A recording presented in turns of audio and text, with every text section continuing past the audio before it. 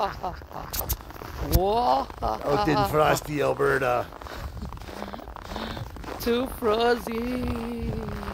It's beautiful out. Yun ang update ngayon dito sa Edmonton. Good morning, good morning. Kamusta? Masarap maglakad. Habang yung mga taong iba nagsisitago sa loob ng tahanan. Ito po yung labas ng Edmonton. Yan. First time po namin magkasama ngayong winter. Anyhow, you can see about the weather for today. It's a beautiful day today.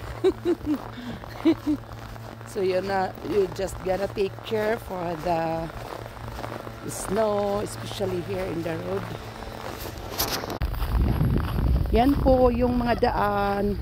Tingnan po ninyo yung mga sasakyan. Yan, cover na po dito yung sasakyan. Oh, tingnan nyo po. Ayun. What did you see, honey? You need to run between the snowflakes today. Magkahawak kamay. Magkahawak kamay. Yan. Ako naman kasi, nasanay na rin kasi ako sa lamig. Negative 18 pa lang naman dito. 18 or 12 ngayon.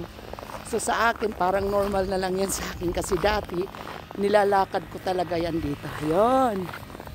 Ngayon, nag-request ako sa honeybee ko na mag-walking kami ngayon. Kasi nga, palagi na lang kami nakasasakyan. So, mas namimiss ko yung dati kong ginagawa na naglalakad. Ayun, gusto ko lang po ipakita sa inyo yung buong kanohan ng Edmonton. Yan. Dati kasi nilalakad ko talaga yan. Naalala ko nung nasa Red pa ako, negative 40 pa yata yun na lalakad ko. So honey, you feel cold today? No, not yet. No, not much. It's only minus 10.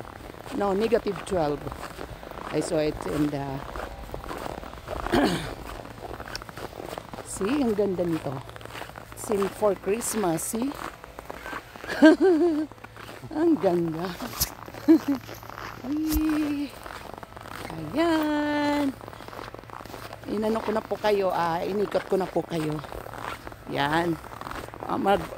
Malamig na dito yung ano, yung mga iba't ibang lugar ng Canada, pero dito sa amin sa Alberta kami yata ang nauna dito. Okay po, maraming salamat po. Abu.